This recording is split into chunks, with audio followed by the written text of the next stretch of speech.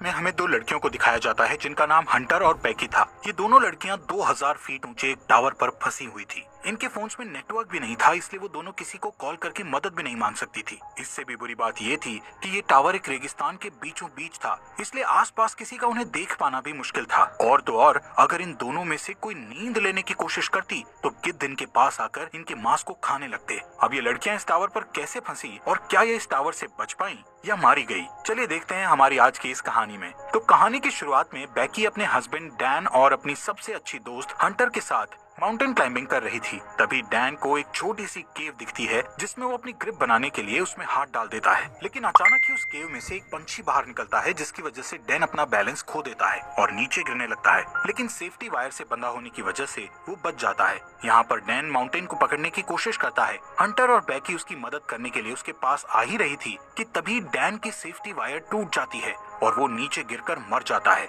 यहाँ से scene present में 1 साल बाद दिखाया जाता है, जहाँ बैकी आज भी उस इंसिडेंट में मरे अपने हस्बैंड को याद करके बहुत दुखी थी। वो काफी ज्यादा ड्रिंक करने लगी थी जिससे वो डिप्रेशन में थी। उसकी इस बात से उसके फादर जेम्स उसको लेकर काफी परेशान थे। वो बैकी को उस इंसिडेंट से मूव ऑन करने को कहते हैं, लेकिन बैकी उनकी कोई बात मानने को तैयार नहीं थी। एक दिन बैकी अपनी लाइफ से परेशान होकर बहुत सारी दवाइयां एक साथ खाकर सुसाइड करने की कोशिश करती है कि तभी उसके फोन पर हंटर का कॉल आता है जिससे वो सुसाइड नहीं करती। अगले दिन हंटर उसके घर जाती है। हंटर बैकी को उस इंसिडेंट से बाहर निकालने के लिए उसको कहती है कि उसने B67 टीवी टावर पर क्लाइंब करने का प्लान बनाया है और जिसमें तू भी मेरे साथ क्लाइंबिंग करने चल रही है। अब क्योंकि हंटर जानती थी कि बैकी को एडवेंचर प्लेसेस पर जाना बहुत पसंद था और काफी लंबे समय से उसने कोई एडवेंचर भी नहीं किया था। बैकी जो इस टाइम काफी परेशान थी, इसलिए वो हंटर को क्लाइंबिंग करने से मना कर देती है। लेकिन नेक्स्ट मॉर्निंग जब वो किचन में रखी अपनी मेडिसिन लेने जाती है तो वो थोड़ा सोचते हुए डिसाइड करती है कि वो उसके साथ क्लाइंबिंग करने जाएगी। इसके बाद हंटर और बैकी दोनों उस टावर की ओर निकल जाते हैं।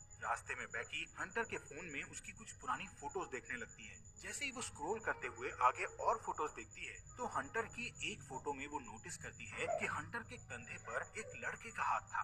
बैकी हंटर से उस लड़के के बारे में पूछती है, लेकिन हंटर उसे कुछ भी बताने से मना कर देती है। तभी यहाँ बैकी के फोन पर उसके फादर का कॉल आता है, लेकिन वो कॉल पिक नहीं करती। काफी देर ड्राइव करने के बाद वो एक होटल में रात गुजारने के लिए रुकते हैं। डिनर करते वक्त बैकी को पता चलता है कि हंटर अब एक यूट्यूब ब्लॉगर है और यूट्यूब रेवेन्यू से ही वो अपनी ट्रैवलिंग का खर्च उठाती है। इसी दौरान बैकी की नजर विंडो के बाहर उस टीवी टावर पर पड़ती है जहाँ पर वो दोनों जा रही थी। हंटर बैकी को बताती है कि ये टावर यूनाइटेड स्टेट का चौथा सबसे ऊंचा टावर है। नेक्स्ट मॉर्निंग बैकी और हंटर अपनी कार में बैठकर अपना सफर जारी रखती है। यहाँ पर हंटर ड्राइविंग करते करते ही अपनी यूट्यूब चैनल के लिए व्लॉग बनाने लगती है जिसमें वो अपने व्यूअर्स को बताती है कि वो अपनी बेस्ट फ्रेंड के साथ उस टीवी टावर पर चढ़ने वाली है। इसके बाद फाइनली वो दोनों उस टीवी टावर के पास पहुंच जाती हैं, जहां उन्हें गेट पर एक डेंजर साइन के साथ ताला लगा हुआ मिलता है। यहाँ से वो दोनों गाड़ी को छोड़कर पैदल ही आगे जाने लगती हैं। रास्ते में उन्हें कुछ गिद्ध एक मरे हुए जानवर को खाते हुए दिखाई देते हैं। हंटर इस चीज को भी अपने व्लॉग में रिकॉर्ड कर लेती है और उस मरे हुए जानवर की फोटो क्लिक करके अपने इंस्टाग्राम अकाउंट पर पोस्ट कर देती है, जिस पर उसे बहुत जल्द ही काफी लाइक्स मिल गए थे। कुछ देर बाद वो टावर तक पहुंच जाते हैं। यहाँ पर हंटर अपना व्लॉग बनाना बंद कर देती है। वहीं बैकी टावर की ऊंचाई देखकर डरने लगती है और उसे लगता है कि वो ये नहीं कर पाएगी, क्योंकि डैन के साथ हुए इंसिडेंट के बाद उसने कभी इतनी ऊंचाई का सामना नहीं किया था। लेकिन हंटर उसे उसका डर दूर करने के लिए कहती है, जिसके बाद हंटर सेफ्टी रोप को उसकी कमर से बांधकर टावर के ऊपर चढ़ना शुरू कर देती है। ये पूरा टावर काफी पुराना हो चुका था, जिस पर पूरी तरह से जंग लगी हुई थी। इस टावर की सीढ़ियां हिल रही थी और नट बोल्ट भी काफी लूज हो चुके थे। यहाँ पर ये दोनों काफी ऊपर तक चढ़ चुकी थी कि तभी बैकी के हाथ से सीढ़ी का एक पुराना हिस्सा टूटकर नीचे गिर जाता है, जिससे बैकी थोड़ा डर जाती है। लेकिन वो हिम्मत करके फिर से उस टावर के ऊपर चढ़ने लगती है। ऐसे ही धीरे धीरे वो आधे टावर तक पहुंच जाती है, यानी 1000 फीट ऊपर, जहाँ से शहर काफी छोटा दिखाई दे रहा था। ये दोनों यहाँ पर कुछ देर आराम करती हैं और पानी पीने के बाद फिर से क्लाइंबिंग करने लगती हैं। थोड़ी देर बाद वो 1800 फीट ऊपर पहुंच चुकी थी और अब उन्हें सिर्फ 200 फीट ही ऊपर चढ़ना था। बैकी इतना ऊपर चढ़कर काफी डरने लगती है, क्योंकि वहाँ हवा बहुत तेज चल रही थी और सीढ़ियां भी काफी पुरानी होने की वजह से हिल रही थी। वो हंटर से कहती है कि अब उन्हें वापस नीचे जाना चाहिए, लेकिन हंटर उसे बोलती है कि अब इतनी ऊपर आकर उन्हें हार नहीं माननी चाहिए। जिसके बाद वो वापस से ऊपर चढ़ने लगती हैं। यहाँ से टावर के ऊपर चढ़ने का रास्ता काफी खतरनाक था। रास्ते में लगी कुछ डिस्क को हंटर ने काफी आसानी से पार कर लिया था और अब वो बेकी को भी उन्हें पार करने में मदद कर रही थी। अब जैसे जैसे वो ऊंचाई पर जा रही थी वैसे वैसे हवा का प्रेशर भी बढ़ता चला जा रहा था, जिससे बेकी और ज्यादा डर रही थी। इसी बीच सीढ़ी के पुराने नट बोल्ट एक एक करके अपने आप निकलने लगते हैं, लेकिन इस बात से अनजान वो दोनों ऊपर चढ़ना जारी रखती हैं और फाइनली वो दोनों टावर के टॉप पर पहुंच जाती हैं, जहां एक और नट बोल्ट खुलकर नीचे गिर चुका था। यहाँ पर हंटर दोबारा से अपना व्लॉग बनाना शुरू करती है और वीडियो में अच्छे शॉट्स लेने के लिए वो ड्रोन कैमरा का इस्तेमाल करती है। थोड़ी देर बाद हंटर अपने व्यूअर्स को और अच्छा कंटेंट देने के लिए बेकी को ड्रोन का रिमोट पकड़ाकर खुद उस टावर के सहारे एक हाथ पर लटक जाती है। शॉट्स लेने के बाद वो वापस से ऊपर आती है और सेम यही चीज बेकी को भी करने के लिए कहती है, लेकिन बेकी उसे ऐसा करने से मना कर रही थी, जिस पर हंटर उसे कहती है कि उसका डर भगाने का ये सबसे बड़ा मौका है। जिसके बाद बेकी हंटर का हाथ पकड़कर वही स्टंट करती है और हंटर उसकी सेल्फी लेने लगती है।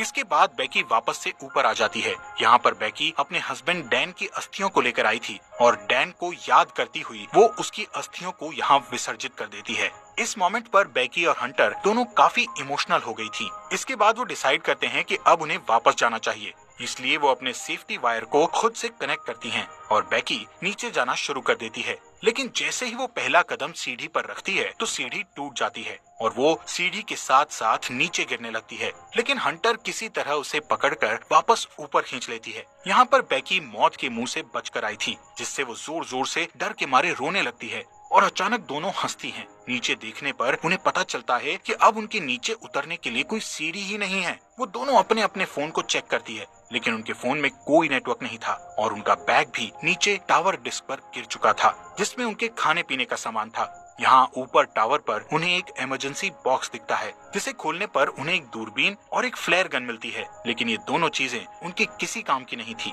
ये सब देखकर बेकी हंटर पर भड़क जाती है। हंटर उसे ये कहते हुए शांत करने की कोशिश करती है कि हो सकता है सीढ़ियों के नीचे गिरने की आवाज सुनकर कोई उनकी मदद करने आए और इसलिए अब हम दोनों को बस थोड़ी देर इंतजार करना होगा जब तक कि कोई आ नहीं जाता। तभी हंटर नोटिस करती है कि पिछली बार सीढ़ियों के गिरने की वजह से बेकी के पैर पर चोट लगी थी और अब उस चोट से ब्लड बाहर आ रहा था। यहाँ पर हंटर बेकी की चोट पर अपनी शर्ट बांध देती है। कुछ समय बाद बेकी हंटर से पूछती है कि उसने व्लॉगिंग क्यों शुरू की, जिस पर हंटर गलती से डैन का नाम ले लेती है, जिससे बेकी के मन में हंटर के प्रति शक बैठ जाता है। कुछ देर बाद हंटर अपना फोन चेक करती है, जहां उसने कुछ देर पहले अपनी सोशल साइट पर एक मरे हुए जानवर की फोटो अपलोड की थी, जिससे उन्हें एक आइडिया आता है कि वो अपने फोन पर एक हेल्प मैसेज टाइप करेंगे और उस फोन को रस्सी से बांधकर नीचे लटका देंगे, ये सोचकर कि शायद नीचे जाने पर फोन में सिग्नल आ जाए और उनकी पोस्ट अपलोड हो जाए। हालांकि उनकी ये कोशिश नाकामयाब हो जाती है। इसके बाद उन्हें लगता है कि जरूर जमीन पर तो नेटवर्क होगा ही, इसीलिए वो उस फोन को अपने जूते में डालकर उसके चारों ओर अपनी जुराबें फंसाकर जूते को नीचे गिरा देती हैं। यहाँ टावर पर अचानक बेकी का ध्यान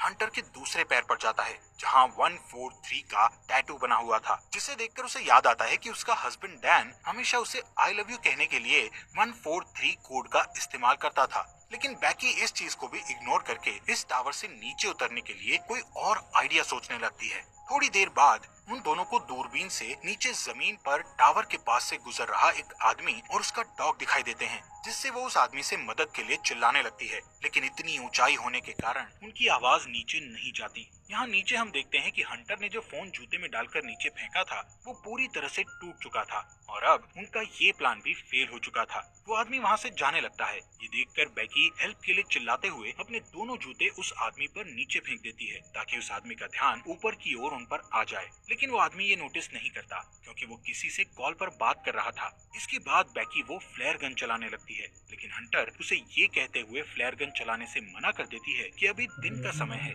इसलिए किसी को भी फ्लेयर गन का पता नहीं चलेगा।